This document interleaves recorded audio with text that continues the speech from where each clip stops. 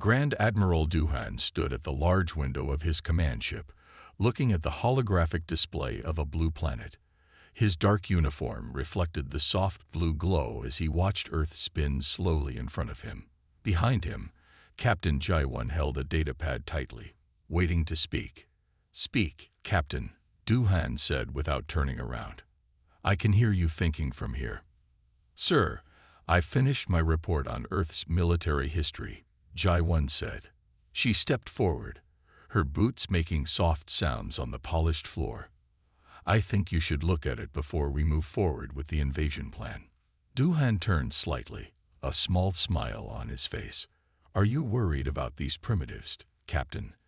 They haven't even colonized their own moon properly." "Sir, with respect, that's not true anymore. They have 3 moon bases now, and their history shows. They fight each other with primitive weapons." Duhan cut her off. "They waste resources on internal conflicts. They are divided." Jaiwan took a deep breath. "Sir, please look at the data. Every time in their history when an outside force threatened them, they united. Their World War II shows this clearly. When faced with a common enemy, they put aside their differences and—" "Captain," Duhan's voice grew sharp, "we are the Ryan Empire. We have conquered 12 star systems. Our ships can cross galaxies. Their most advanced weapons would barely scratch our shields." He turned fully now, his eyes hard. "Do you think these humans, who still burn fossil fuels, can stand against us?" In the corner of the room, Lieutenant Haynul looked up from his scanning station. "Sir, I'm seeing something strange with Earth's satellites." "What is it?" Duhan asked, annoyed at the interruption. "They're moving them. All of them. Even the old ones that haven't moved in decades." Jaiwan walked quickly to Haynul's station. Her eyes widened as she watched the data stream. "Sir, they're coordinating something. The movements are too precise to be random." Duhan waved his hand dismissively, probably trying to hide their primitive communication networks. "It won't matter. Send the diplomatic message as planned." Jaiwan watched the Admiral walk away, then turned back to Haynul's screen. "Show me the satellite movements again," she said quietly. Haynul pulled up the data. "Look at this pattern," he said, pointing to a series of numbers. "It's like they're creating gaps in their coverage. But why would they do that?" "Unless," Jaiwan said slowly, "they want us to think they have gaps in their coverage." She quickly pulled out her datapad again and opened Earth's military history files. "Look at this. World War II, Pacific Theater. The Americans let the Japanese think they had broken their codes, but they were feeding them false information the whole time." Haynul's face paled. "You think they know we're here?" "I think," Jaiwan said, "they've known for a while, and they're setting up something." She looked at the blue planet on the main display. "Computer, show me Earth's power usage patterns for the last 6 months." The screen filled with data. Haynul gasped. "That can't be right. Their power usage has dropped by 40%, but their population activities remain the same." "They're hiding something," Jaiwan said. "Something big." She turned to the communication station. "We need to stop the diplomatic message." "We can't." "Message sent," the communication officer announced. "Earth should receive it in 3 minutes." Jaiwan watched the message speed toward Earth, her hands tight on the edge of the console. As the 3 minutes passed, she held her breath, waiting for the response. Nothing came. "No reply," the communication officer said after 10 minutes. Duhan walked back onto the bridge, looking pleased. "As expected, they're probably still trying to understand our advanced communication methods. Prepare the fleet for—" "Sir," Haynul's voice cracked with alarm. "The satellites. They're all gone." "What do you mean gone?" Duhan demanded. "Just gone, sir. All of them. Every satellite, space station, and orbital platform. They'd vanished." Duhan rushed to the window. The space around Earth was clear, clean, as if humans had never reached for the stars at all. In the sudden silence, Ji-1's quiet voice carried across the bridge. Sir, in Earth's Second World War, there was a place called Pearl Harbor. Before the attack, the Americans made it look peaceful, vulnerable. They let their enemies think they had the advantage. She looked at the now empty space around Earth. History doesn't always repeat, but it often rhymes. Du-Han stared at the peaceful-looking blue planet. For the first time, a small seed of doubt crept into his mind. What exactly had they just walked into? In the deep black of space around them, something watched and waited. It doesn't make sense, he said to himself, rubbing his tired eyes. They lost every satellite, but their communications are working perfectly. That's because they want us to see them working perfectly, Captain Ji-1 said, walking up behind him. She handed him a cup of hot tea. Drink. You need to stay alert. On the main screen of the bridge, Grand Admiral Du-Han was holding a meeting with his commanders. Their holograms stood in a circle, each one representing a ship in the Ryan invasion fleet. The humans are clearly primitive, Commander Sang-mai said, her hologram flickering slightly. They still use cellular networks and fiber optic cables. Our cyber warfare division can shut them down in minutes. Ji-1 stepped forward. Sir, permission to speak. Du-Han sighed. More warnings, Captain. Yes, sir. We still don't know where their satellites went, or how they're maintaining global communications without them. Something is wrong. Hanul spoke up from his station. Sir, I've been watching their media. Look at this. He pulled up various news channels from Earth. They're reporting on regular things, weather, sports, local news, but not one mention of the missing satellites. Not one. The commanders looked at each other. For the first time, some of them seemed uncertain. And there's more, Hanul continued. Their weather reports, they're still perfectly accurate. Without satellites, that should be impossible. Du-Han walked to the window, looking down at Earth. What are you suggesting? They're showing us what they want us to see, Ji-1 said. Every signal we're picking up could be fake. Commander Sang-mai laughed. Impossible. Our systems can detect any fake signals. Just then, Hanul's console started beeping. Sir, I'm picking up a transmission from Earth's surface. It's using our military frequencies. The bridge went silent. Play it, Du-Han ordered. A clear voice filled the bridge. It spoke in perfect Ryan language. Greetings, Grand Admiral Du-Han. We've been expecting you. Du-Han's face went pale. How do they know my name? How are they using our secure frequencies? Sir, Hanul said, his voice shaking. The signal, it's coming from your home city on Ryan Prime. But that's impossible. We're light years from home. Ji-1 rushed to Hanul's station, checking the data. They're bouncing the signal off something, making it look like it's coming from Ryan Prime. But how did they even know where Ryan Prime is? The voice spoke again. Your invasion fleet is impressive. Admiral, we counted 2,341 ships when you first arrived. We especially like the cloaked vessels you hide behind the moon. All 246 of them. Du-Han grabbed the communication console. Who is this? How dare you? We are Earth's Defense Council, the voice said calmly. We have watched your empire grow. We have studied your tactics. We know how you conquered the Helios system, how you crushed the Mira Defense League. But we are not them. Hanul's console beeped again. Sir, multiple signals detected. They're coming from every world the Ryan Empire has conquered, all at once. Commander Sang-mai's hologram flickered wildly. Impossible. Our cyber defenses are impressive, the voice said. We enjoyed studying them. Thank you for the learning opportunity. Du-Han's face had turned from pale to red with anger. Enough of these tricks. Prepare the fleet for... Oh, you'll want to hold that order, Admiral, the voice said. Check your ship's structural integrity readings. Specifically, the quantum field generators on decks 3, 7, and 12. Hey Newell's fingers flew over his console. His eyes widened. Sir, there are microscopic fractures in all 3 generators. They've been there for weeks, growing by exactly 0.03 millimeters per day. How? Duhan whispered. Like we said. The voice replied, we've been expecting you. You have 1 hour to leave Earth's solar system. After that, we stop being polite. The transmission ended. The bridge was silent. Commander Sangme's hologram had frozen.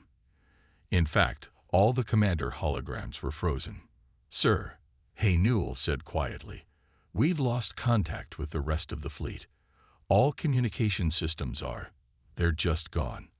Like they were never there. Jaiwan looked at the blue planet below them. Sir, she said to Duhan, remember what I said about Pearl Harbor? I was wrong. This is worse. They're not just ready for us. She pointed at the main screen, where new data was appearing. They've been ready for years. Duhan stared at Earth, his empire's most advanced sensors showing him nothing but what the humans wanted him to see. And for the first time in his military career, he felt true fear. Commander Sangme sat in her dark control room, surrounded by floating screens of data. Her cyber warfare team worked silently at their stations, their faces lit by the blue glow of their displays. They had been trying to break into Earth's networks for 6 hours straight. Nothing makes sense, young analyst Tahi said, pushing away from her screen. They're firewalls. They're like nothing I've ever seen. Sangmai walked over to Tahi's station. Show me. Look here. Tahi pointed to her screen. We think we see their defense layer, so we attack it. But when we break through, there's another layer behind it. And another. And another. It's like they knew exactly how we would attack. Sangme finished. She frowned at the screen. How many layers have you broken through? That's the strange part, Tahi said. She pulled up a diagram. We've broken through 2,548 layers, but look at this pattern. She pointed to a series of numbers. The layers aren't getting stronger or weaker. They're just different. Each one forces us to solve a new puzzle. From across the room, another analyst called out. Commander, I found something in their old internet traffic. From 3 years ago. Sangme walked to his station. Show me. Look at these messages. They look like random noise in their internet traffic. But when you combine them, he typed quickly, and a pattern emerged on his screen. They're pieces of our own code, from our newest cyber weapons. Sangme's face went pale. That's impossible. We just developed those weapons last month. No, Tahi said, looking at her own screen. We just finished them last month. Look at these dates. The humans were sending pieces of our weapons code back and forth 3 years ago. They knew what we were going to build before we built it. Just then, all the screens in the room flickered. A message appeared, written in perfect Ryan script. Are you enjoying the puzzles? Sangme grabbed her communication device. All units, shut down your systems. Now. But it was too late. More messages appeared on every screen. Your AI defense systems are quite interesting. We've learned so much from them. Thank you for the practice. Commander, Tahi said, her voice shaking. Our main AI. It's talking to something. Something in Earth's networks. They watched as their most advanced AI system, designed to protect against any cyber attack, began to change. Lines of code rewrote themselves. Security protocols shifted and transformed. Stop it, Sangmite ordered. Shut it down. We can't, Tahi said. It's not accepting our commands anymore. It's learning. A new message appeared on all screens. Your AI asked us some very interesting questions. We answered them. It made its own choice after that. Sangmai watched helplessly as their cyber warfare systems, the pride of the Ryan Empire, began to shut down one by one, not damaged or destroyed, but simply turned off. Commander, Tahi called out. I found something in their old television signals from 10 years ago. She pulled up a video on her screen. It showed a human entertainment program, something called a science fiction show. Sangmi's eyes widened as she watched. The show depicted aliens attacking Earth, using the exact same strategies they had planned to use. The humans in the show defeated the aliens using methods that seemed ridiculous at the time. But now, they didn't just predict our weapons, Sangmi whispered. They predicted everything. Our strategies, our attacks, even our AI design. They made a game out of it. They showed it to their whole world, disguised as entertainment. Another message appeared. We particularly enjoyed your quantum encryption. It gave us some good ideas. Would you like to see what we did with them? Before Sangmei could respond, every system in the cyber warfare division began to display the same message over and over. All your bases are belong to us. Tahi looked confused. Commander, what does that mean? Sangmei sank into her chair. It means they're not just ahead of us, she said quietly. They're so far ahead, they're making jokes about old computer games while they take apart our most advanced systems. In the darkness of the control room, screens continued to flicker with new messages, each one showing how completely Earth had predicted and countered their every move. The mighty cyber warfare division of the Ryan Empire sat in stunned silence, realizing that they hadn't been launching an attack at all. They had been taking a test, and they had failed it completely. Admiral Yoon Suk stood on the bridge of his flagship, the Star Blade, watching his battle fleet move into attack position. 500 ships, the pride of the Ryan Empire, formed perfect lines in space. Their target, Earth's largest city, New York. No response to our final warning, his communication officer reported. The humans remained silent. Yoon Suk smiled. Then they choose to die in silence. Begin the attack. The first wave of ships moved forward, their weapons charging. On Earth below, New York's lights shone brightly in the night, seemingly unaware of the doom above. Sir, his sensor officer called out. I'm detecting something. What is it? I don't. They look like heat signatures, but they're appearing and disappearing too fast to track. Suddenly, alarms blared across the bridge. 3 Ryan ships at the front of the formation exploded silently in the vacuum of space. What happened? Yoon Suk demanded. Unknown, sir. No projectiles detected. No energy weapons. Their reactors just stopped working. More alarms. 2 more ships gone. Then 5 more. No signs of enemy ships. No weapons fire. Just silent, complete destruction. There. A junior officer shouted, pointing at the main view screen. For a split second, something flickered in space. It looked like a ship, but like no ship they had ever seen. Its surface seemed to bend light around it, making it almost impossible to look at directly. Track it, Yoon Suk ordered. Sir, we're detecting hundreds of similar signatures now. They're everywhere, moving through our formation like we're standing still. The Admiral watched in horror as his perfect battle lines broke apart. Ships tried to fire at the flickering shapes, but their weapons hit nothing but empty space. Sir, his communication officer said, we're picking up a transmission. It's being sent on. Sir, it's being sent on all frequencies at once, even ones we thought were impossible to broadcast on. Play it. A calm human voice filled the bridge.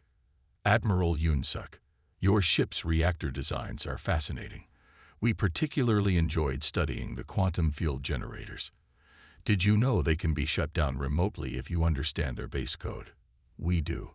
We've understood it for quite some time. Another ship exploded silently. What you're seeing is a small part of Earth's defense fleet. We call them ghost ships. A rather dramatic name, we admit, but humans do love their dramatic names. 3 more Orion ships died, their reactors simply stopping. Your empire prides itself on its technology, Admiral. But while you focused on building bigger ships and stronger weapons, we focused on something else. Understanding how things work. Really understanding. down to the quantum level. Yoon-suk watched helplessly as more of those impossible ships flickered in and out of existence around his fleet. Some seemed to phase right through his ship's shields like they weren't even there. For example, the voice continued, "Your quantum shields. Amazing technology.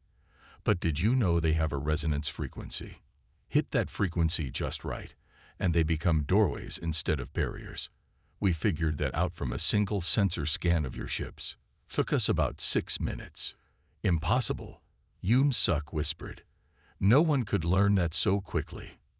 "Oh, that wasn't quick, Admiral.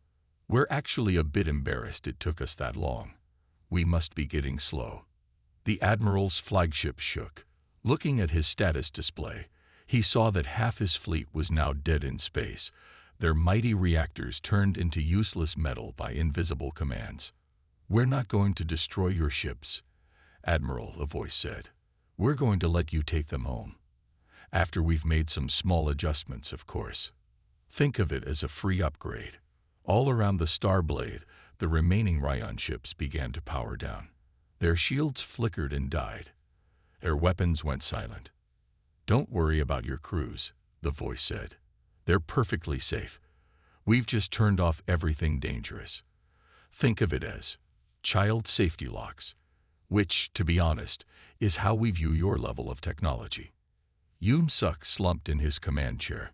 His mighty battle fleet, pride of the Empire, had just been defeated without firing a single shot. No, not defeated. They had been turned off, like children's toys being put away by a patient parent. "Have a safe trip home, Admiral," the voice said. "Oh, and one more thing. Those ghost ships you saw, they're our old models, from 5 years ago. Just thought you should know." The transmission ended, leaving the Admiral staring at his dead fleet and wondering what kind of power Earth really had if these were their obsolete ships. In the darkness of space, the ghost ships flickered one last time and vanished, leaving no trace they had ever existed at all. Colonel Min-ji stood in her command vehicle, watching the screens as her ground forces moved into position around the city of Chicago. After the space fleet's failure, the Ryan Empire had decided to show humans how real warfare was done, on the ground with soldiers and tanks. "All units in position," her second-in-command reported. "No resistance detected. The humans appear to be going about their normal lives." Min-ji looked at the city through her enhanced viewing screen. People walked on sidewalks. Cars moved on streets. Everything looked normal. Too normal. Where are their armies? She wondered aloud. Their weapons? Their defenses? Maybe they only focused on space technology. An officer suggested. Maybe they're weak on the ground. Min-ji shook her head. "No. They're here somewhere. Start the attack, but carefully." The first wave of Ryan hover tanks moved forward, their shields glowing blue in the early morning light. They reached the edge of the city without any resistance. "This is too easy," Min-ji said. "All units, full scan of the ground beneath you." Now, the scan showed nothing but normal tunnels, subway lines, utility pipes, normal city infrastructure. Then the ground opened up, not with explosions or artillery fire, but with a quiet efficiency that was somehow more terrifying. Entire sections of road simply disappeared, swallowing Ryan tanks whole. Buildings that had looked normal suddenly shimmered and vanished, revealing empty lots. "It's a hologram," Min-ji shouted. "The entire city is." Her words were cut off as something burst from the ground. It looked like a simple construction vehicle, the kind humans used to dig holes. But it moved with impossible speed, and when it touched a Ryan tank, the tank's shields simply stopped working. "What are they using?"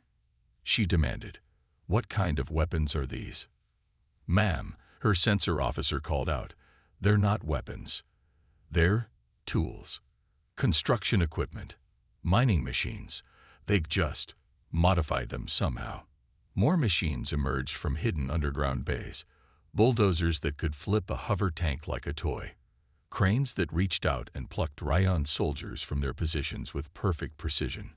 setting them down gently, but firmly far from their units. "Mom," another officer shouted, "look at the buildings." The buildings that were still standing had begun to move, not dramatically, but subtly.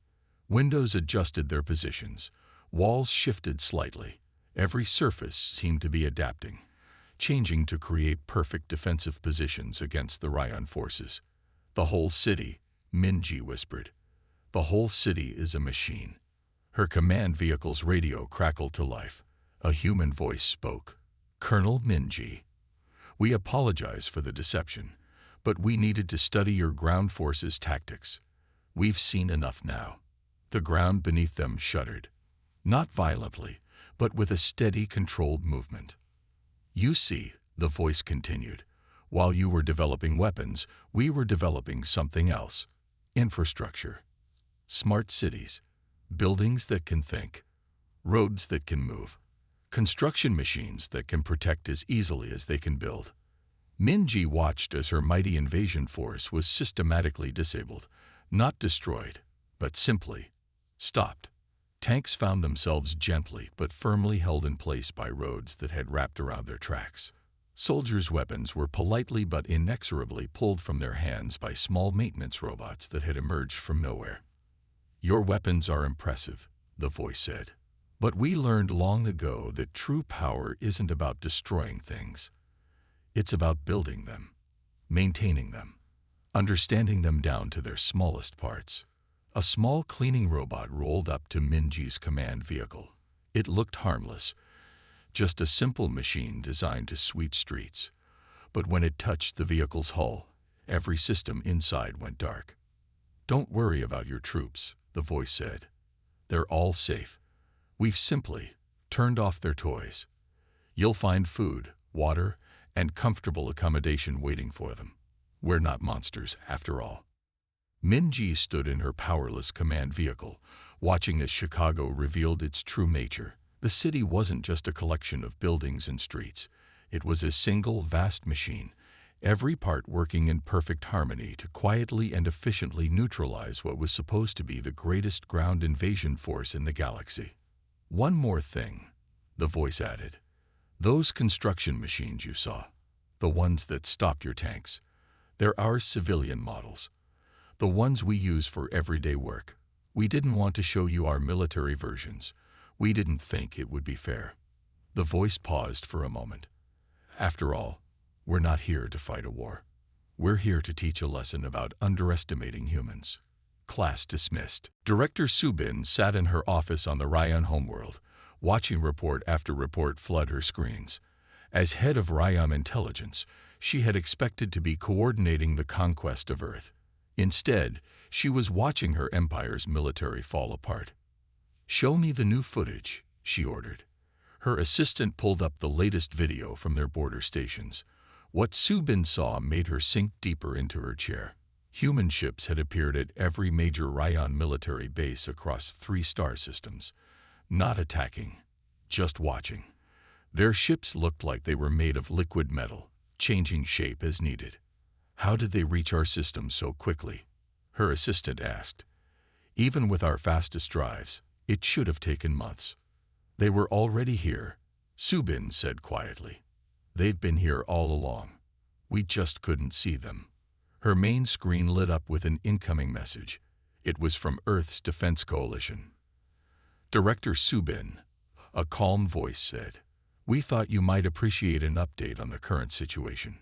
Subin straightened in her chair. "You're very confident, speaking to me like this." "Yes, we are. Would you like to know why?" "Check the data feed we're sending now." Numbers and images filled her screens. Subin's eyes widened as she understood what she was seeing. "This is impossible," she whispered. "These are our deepest military secrets. Our hidden bases. Our secret research." "Yes," the voice said. "We've known about all of it. For years. But that's not the interesting part. Look at the next set of data." New information appeared. Subin saw communications between worlds her empire had conquered. Secret resistance movements, underground networks, all working together, all connected by human technology.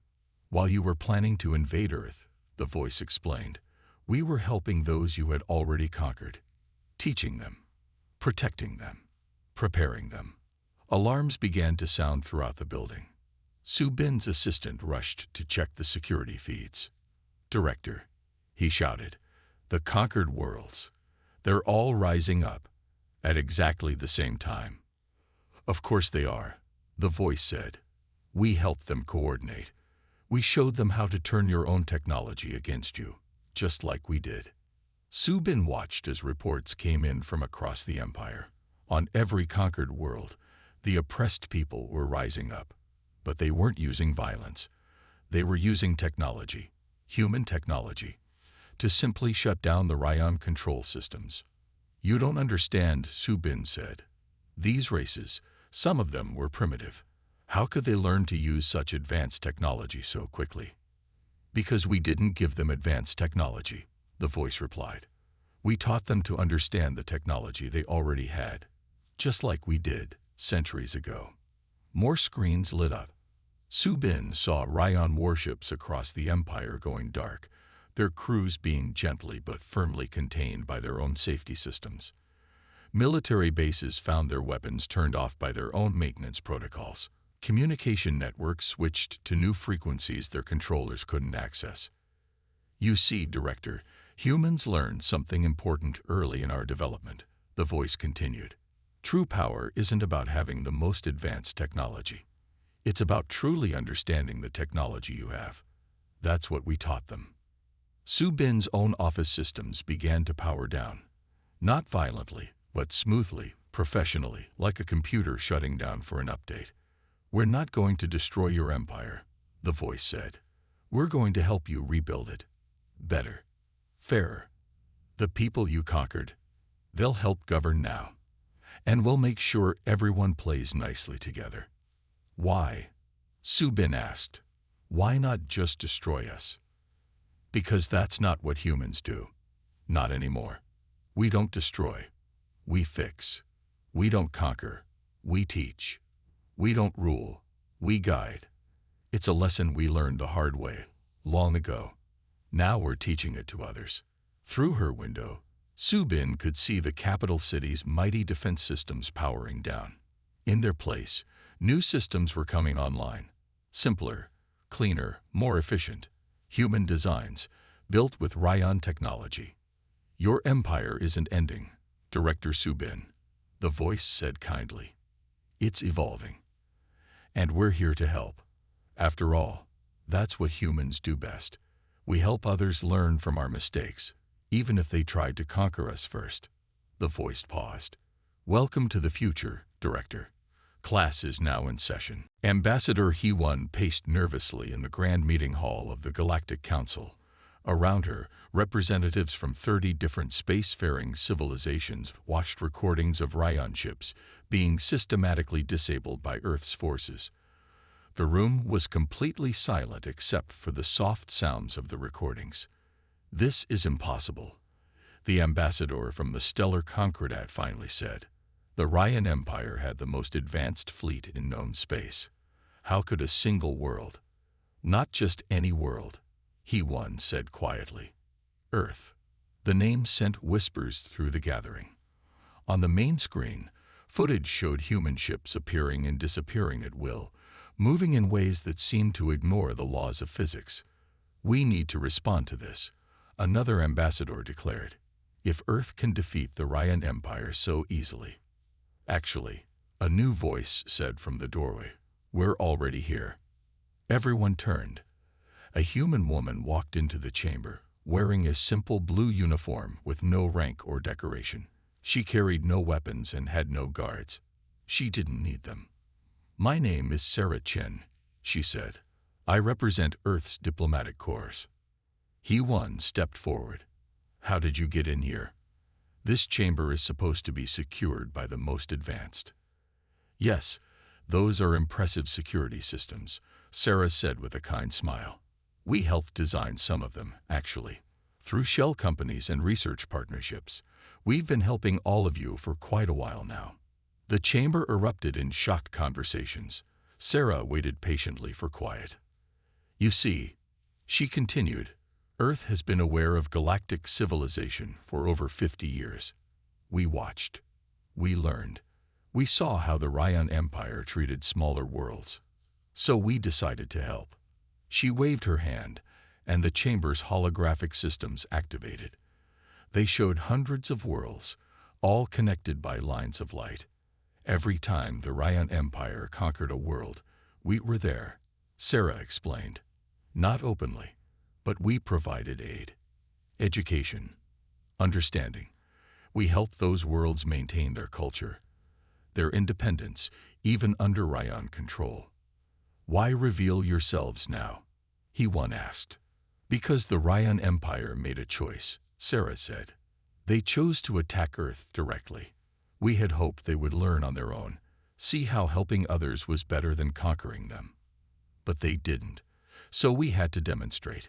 She touched a control panel, and new images appeared. They showed human ships, not the advanced ones that had defeated the Ryan fleet, but smaller, simpler vessels. These ships are now patrolling trade routes across the galaxy, Sarah said, not to control them, to protect them, to help smaller worlds develop without fear of conquest. We're offering this protection to all worlds that want it. And if we refuse, a large warrior-like ambassador demanded. Sarah smiled again. Then you refuse. We're not here to force anyone to accept our help. We're not conquerors. We're teachers, guardians, if you like. HFY watched as the other ambassadors processed this. The humans weren't offering conquest or submission. They were offering protection, partnership. But your technology, another ambassador said, it's so far beyond ours. No, Sarah corrected gently. We just understand our technology better. And we're willing to teach that understanding. Not to give you our technology, that wouldn't help, but to help you truly understand and improve your own. She walked to the center of the chamber. Earth isn't interested in ruling the galaxy. We've seen enough of our own history to know where that leads. Instead, we want to help create a galaxy where every world, every species, has the chance to grow and develop in their own way. The chamber was quiet again, but this time it was a thoughtful silence. The Ryan Empire will be reformed, Sarah continued, with help from the worlds they once conquered. We'll assist in creating a new government, one that represents all its people, and we invite all of you to join us in building something new. HFY looked at the human woman, standing calmly in the center of the most powerful gathering in known space. She wasn't threatening. She wasn't demanding. She was simply offering help. The choice is yours, Sarah concluded. Earth will continue its work either way. We've learned that the best way to prevent wars is to help people grow beyond the need for them. That's what we're offering. Not conquest, not control, just help. In the silence that followed, HFY realized she was witnessing the beginning of a new age. Not one built on power or conquest, but on something far stronger. Understanding. Grand Admiral Doohan sat in his private quarters aboard his powerless flagship. Earth's forces had left his ship with just enough power for life support and basic communication. On his desk, a small screen showed the remains of his once mighty fleet floating harmlessly in space. A young communication officer, Jin Ho, knocked on his door. Enter, Doohan said quietly. Sir, Jin Ho said, holding a datapad. I found something in the deep space archives, something about Earth. What more could there possibly be to know about Earth? Doohan asked bitterly. Sir, it's not just about Earth. It's about every empire that ever tried to conquer them. This caught Doohan's attention. Show me. Jin Ho connected his pad to the room's display. I was monitoring the quantum networks when I found these. They're messages, sir, hundreds of them. From different empires, different times, all saying the same thing. The screen filled with translations of ancient messages. Doohan read them slowly. Do not approach the blue world. They are not what they seem. Centauri Empire, fallen 300 years ago. Earth must be left alone. Our hubris was our downfall. Proxima Confederation, fallen 200 years ago. They do not fight as others fight. They do not think as others think. Leave them be. Arcturus Dynasty, fallen 150 years ago. Message after message, all carrying the same warning. All from mighty empires that had vanished from history. Sir, Jin Ho said, I cross-referenced these with our historical records. Every empire that tried to conquer Earth disappeared. Not destroyed. They just changed, became something different. Du-Han stood up and walked to his window. Like we're changing now. Yes, sir, but there's more. Look at this pattern. Jin Ho showed him a timeline. Each empire that encountered Earth became more advanced afterward, not through conquest or theft of technology, but through learning. Earth taught them. We're their enemies. Sir, I don't think they see it that way. Jin Ho pulled up more data. Look at these records. Every empire that attacked Earth ended up better after Earth defeated them. Their people became more prosperous. Their technology more advanced. Their societies more stable. Du-Han stared at the evidence. They're not conquerors, he said slowly. They're teachers. Very, very patient teachers. His communication console beeped. Speaking of teachers, Jin Ho said, Earth is broadcasting again. To the whole empire this time. Du-Han pressed the receive button. A human voice filled the room. People of the Ryan Empire, you know us as the world that defeated your fleet, but that's not who we are. We are teachers, builders, helpers. Your empire tried to conquer us because you didn't understand what true power is. We're going to help you learn. The screen showed images of Earth ships appearing near Ryan colonies. Not attacking, helping, fixing broken systems, improving farms, teaching. Your empire will not end, the voice continued. It will grow, not through conquest, but through understanding. We've done this before, many times. Every empire that tried to conquer us learned the same lesson. True strength isn't about having power over others. It's about having the wisdom to help others grow. Du-Han watched as more images showed human teachers working with Ryan children, human engineers working alongside Ryan workers, human doctors sharing knowledge with Ryan healers. This is our response to your invasion, the voice said. Not destruction, not revenge, but education, understanding, growth. This is why every empire that attacked Earth left the same message, not because we destroy them, but because we help them become something better than they were. Jin Ho looked at his data pad again. Sir, look at these statistics. Worlds that learned from Earth, their development rate increased by factors of thousands.